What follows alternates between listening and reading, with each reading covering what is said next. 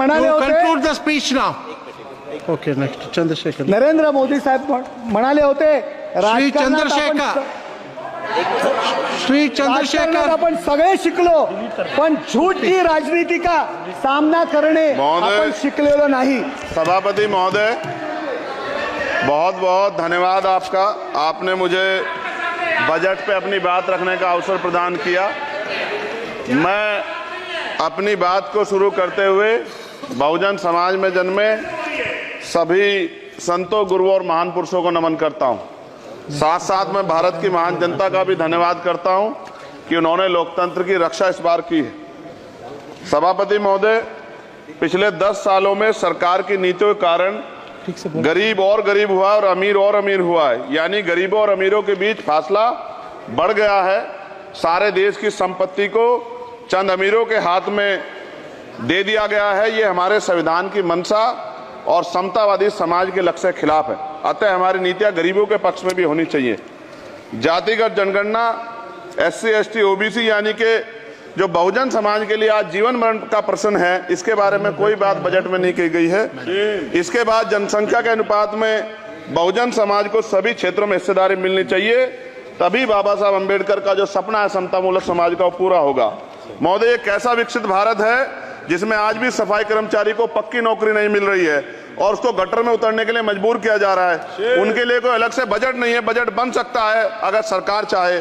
SC ST को जो सब प्लान मिलता था, SPC का जो पैसा मिलता था, वो बजट से हटा दिया गया है। साथ साथ देश के स्तर पे आशा, आंगनबाड़ी, भोजन माता, ग्राम सेवक, PRD जवान, होमगार्डों के मानदेय में बढ़ोतरी नहीं हुई है।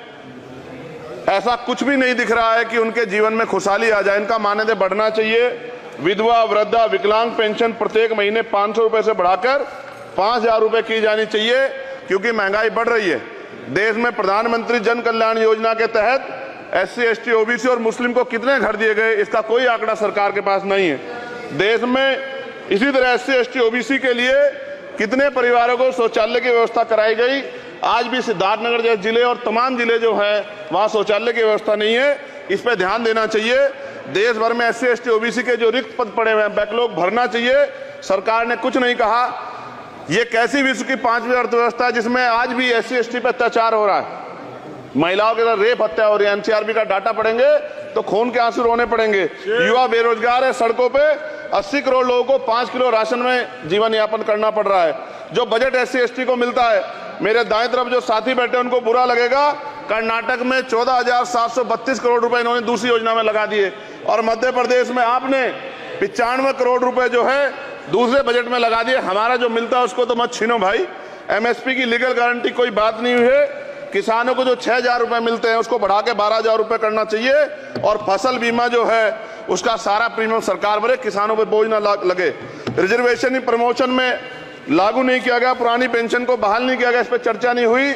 देश में मनरेगा समय न्यूनतम मजदूरी की दर 700 रुपए होनी चाहिए। समान काम समान वेतन पॉलिसी लागू होनी चाहिए। जो रसोई की चिंता करते हुए 500 रुपए प्रति सिलेंडर से ज्यादा के दाम नहीं होने चाहिए, जो महिलाओं को राहत मिल सके। बिजली के दामों में भी कमी होनी चाहिए। बेरोजगार युवाओं को 5,000 रुपए भत्ता मिलना चाहिए, जो बेरोजगार युवा जो है अपनी पढ़ाई या अपना खर्चा उठा सके। मैं अपने क्षेत्र के विषय में महोदय आपसे कहना चाहता हूं कि पश्चिम यूपी में नगीना में एक एम्स बनना चाहिए, एक IIT बननी चाहिए, एक IIM बनना चाहिए। नगीना लोकसभा में उद्योग धंधे लगने चाहिए। नगीना की कताई मिल जो है उसको पुनः शुरू कराना चाहिए। RRTC जो योजना है सरकार की, उसको मेरठ से आगे बढ़ाकर मुजफ्फरनगर, सहारनपुर से नजीबाबाद नगीना होते हुए उसको नगीना तक ले जाना चाहिए। साथ साथ नजीबाबाद से मुंबई के लिए एक ट्रेन चलनी चाहिए और नगीना, श्योरा, किरतपुर में रेलवे के ओवरब्रिज बनने चाहिए। सभापति महोदय, सामाजिक न्याय मंत्रालय को 13,000 करोड़ रुपए दिए गए और जनजाति कार्य मंत्रालय को 13,000 करोड़ रुपए दिए, कुल 26,000 करोड़ रुपए, जो कुल बजट 48.20 लाख का लगभग 0.54% है। जबकि हमारी संख्या 25% से ज्यादा SC ST की और बहुजन समाज की मिलाओगे तो 85% से ज्यादा है।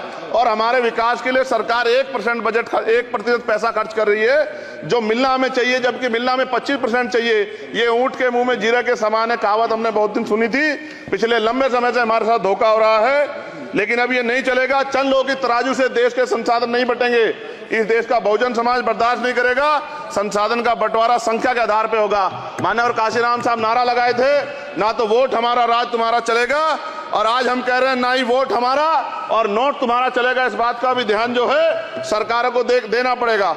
आपके माध्यम से सरकार से मेरी एक मांग है, सरकार इस योजना का लाभ भी अपने आप ले ले, सरह भी ले ले कि 1 लाख रुपए सालाना बहुजन समाज के अत्यंत गरीब परिवारों को दे। 10 लाख करोड़ रुपए खर्च होंगे, लेकिन इस 1 लाख रुपए की योजना से एक झटके से एक परिवार गरीबी की रेखा से ऊपर आएगा और इनके बच्चों को कुपोषण खत्म होगा, अच्छी शिक्षा मिलेगी, महिलाओं को सम्मानजनक जीवन मिलेगा और इससे वास्तव में सबका साथ सबका विकास का नारा सार्थक होगा।